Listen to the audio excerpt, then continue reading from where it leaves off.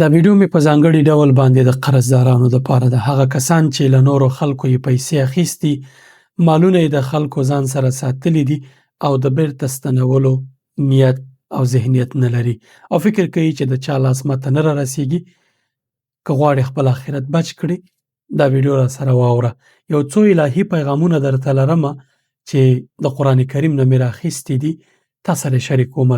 قرآن کریم مې مطالعه کوو، په دې آیتونو باندې تم شومه، غواړم تا سره شریک کړمه، په دې خاطر باندې چې موږ ټول غواړو خپل آخرت بچ کړو. موږ ټول غواړو په آخرت کې د دوزخ کندو ته لاړ نه شو. همدې لپاره کله کله ناکله انسان غافل شي، پوهېږم انسان دی، بې پروا شي. اما که ته د آخرت د بچ کېدو په آخرت کې دوزخ ته له تلو ډارېږي، نو دا ویډیو را سره راځه تر پایه وګوره. قرآن کریم کې الله پاک څه فرمایي؟ اعوذ بالله من الشیطان الرجیم. یا ایها الذین آمنوا، هغه کسانو چې تاسو ایمان راوړی. خطاب مؤمنانو ته دی، مسلمانانو ته دی، کافرانو ته نه دی. لا تأکلوا اموالکم بینکم بالباطل، په خپلو منځونو کې د یو بل مالونه په باطله طریقه باندې مه خورئ. په دې باطله طریقه کې هغه قرض چې تا ته چا درکړی دی او ته یې د بیرته ستنولو نیت نه لري، فکر در سره دا دی چې د چا لاس نه رارسیږي، لاس یې خلاص، پیسې رانه څوک نشي اخیستی. هغه انسان چې تا ته قرض درکړی، په تا یې اعتبار کړی دی، یو لوی زړه یې په تا باندې راغلی دی چې تا ته دا قرض درکړي او ته اوس د هغې پیسې دی، د هغې مال دی، د هغې هغه حق دی ستون کړی دی او نه یې ورکړې، په دې فکر چې د چا لاس نه در رسیږي تا سره. هغه انسان چې که محکمې لاره نیسي، که د زور لاره نیسي، بالاخره چې ته یې ورنکړې څه به و؟ اما الله پاک اوس تا ته او نور هغه کسانو ته چې د یو بل مال په باطله طریقه باندې خوري څه وایي؟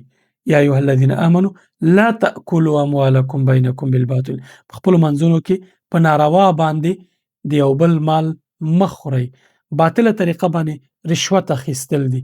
د یو مسلمان په تا باندې حق دی چې هغه کار یې وکړي، خو ته هغه کار د پیسو په بدل کې کوې، دا په ناروا باندې د یو چا نه پیسې اخیستل دي. په سود باندې، قمار باندې، هر هغه کار چې شرعي حدودو نه بهر وي او الله پاک ته اجازه نه درکړي، ته د یو بل چا حق په هغې اخلي، په دې محتوا کې راځي. الا ان تکون تجارة عن تراض منکم، دا د سورة النساء 29 آیت دی. تاسې تفسیر په خپله وګورئ. مګر دا چې په یو سوداګرۍ بڼه باندې چې دواړه طرفه پې راځي، ستاسې ترمنځ معامله کې، یعنې تجارت روا دی ستاسې منځ کې، اما د خلکو حق خوړل په باطله طریقه باندې نه یې ورکوې بیرته، ناروا، دا نو ډېر زیاتی دی. ولا تقتلوا انفسکم، ځانونه مه وژنئ. په دې کې علما تفسیر د دې کوي چې ځان وژنه پکې راځي، څنګه هلاکت سره ځان وژل، یعنې تاسې دغه کار کوئ، په حقیقت کې تاسې په دې کار سره هلاک کېږئ. دغه طریقه باندې ځانونه مه وژنئ، یعنې خپل آینده، خپل نفس، خپل آخرت مه وژنئ په دې طریقې سره. ان الله کان بکم رحیما، الله پاک په تاسې مهربان دی، خو تاسې که دغه کار نه ډډه وکړئ. اوس ورپسې آیت کې الله پاک څه وایي؟ ومن یفعل ذلک، اوس اصلي خبره ته راځي. ومن یفعل ذلک عدوانا وظلما، څوک چې له دغه خبرو، دغه څه چې الله پاک تاسو ته وویل، په باطله طریقه باندې د یو بل حق خوړلو، ځان وژلو، څوک چې دا په تیري سره، یعنې بیا هم د دې خبرې سره سره چې الله ته ویلي ته پکې تیری کوې، ته پکې مخکې ځې، وظلما، او په ظلم سره دا کار کوې، حق دې ستون کړی نه یې ورکوې، رشوت په زور اخلي، ځکه هغه کس که تا ته رشوت در نه کړي، کار یې نه کېږي. یا یو څوک دې مجبوره کړی تا ته سود درکړي، یا بل هغه باطل طریقه باندې که ته په زور او زیاتي باندې دا کار کوې، فسوف نصلیه نارا، څوک چې دا کار وکړي موږ به یې دوزخ ته ننباسو، اور ته به د دننه شي، اور به د ځای شي.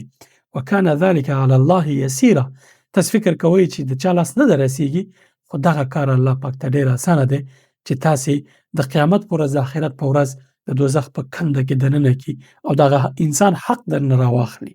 پوهېږي، یو نصیحت که ته ټول عمر وغواړې چې تا ته وشي، که ما نه څوک پوښتنه وکړي چې یوازینی نصیحت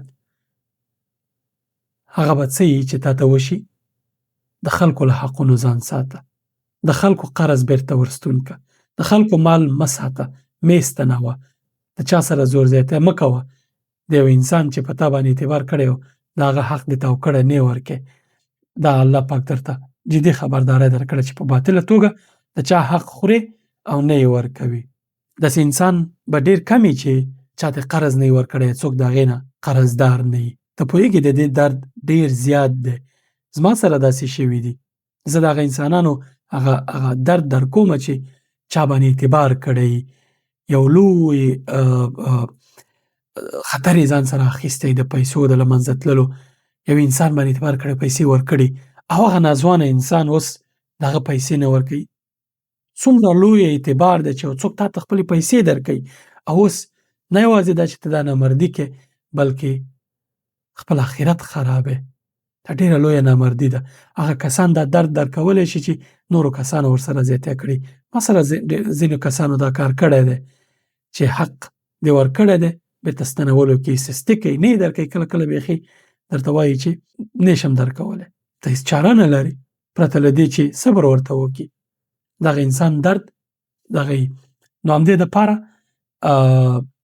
اوس الله پاک وایي ان تجتنبوا کبائر ما تنهون عنه نکفر عنکم سیئاتکم وندخلکم مدخلا کریما. که تاسې وایي دغه لویو ګناهونو نه دا لوی ګناهونه الله پاک حساب کړل، خلکو حق په ناحقه خوړل او ځان وژل، دا نور ګناهونه دا الله پاک کبائر یاد کړل، لوی ګناهونه. که تاسې له دې نه ځان وساتئ، هغه چې تاسې ته منع کړی شوي، نکفر عنکم سیئاتکم، موږ به ستاسو نه دا نور ګناهونه چې د انسان نه کېږي دا درته وبخو. وندخلکم مدخلا کریما، او تاسې به یو ډېر پاک او د عزت ځای ته دننه کړو چې هغه جنت دی. سبحان الله.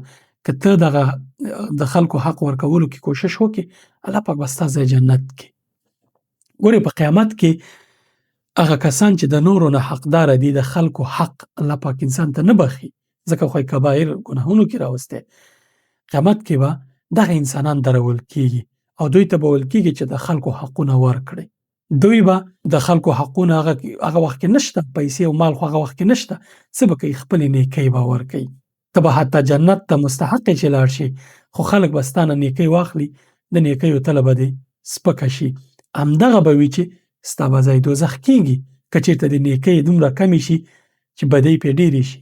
اوس که ستا د نیکیو تله درنۍ او یو مسلمان تا ته درېږي او ستا نه خپل حق اخلي او د هغې په بدل کې ته نیکۍ ورکې، نو دا څومره سخته ده چې ته د جنت مستحق یې، نیکۍ دې ډېرې ګټلي، هماغه انسان له تا نیکۍ واخلي او لاره دې دوزخ ته شي. بیا به ته څه کوې؟ اوس فکر وکړه، څومره لویه خبره ده. الله پاک هغه انسان ته ستا نه حق اخلي ورکوي، ځکه الله پاک عادل ذات دی. اوس د الله پاک عدالت محکمه کې ته ولاړې، تېښته نشته، زور مور نشي ویلی، تښتېدی نشي، پټېدی نشي، ټلیفون د خلکو بندولی نشي.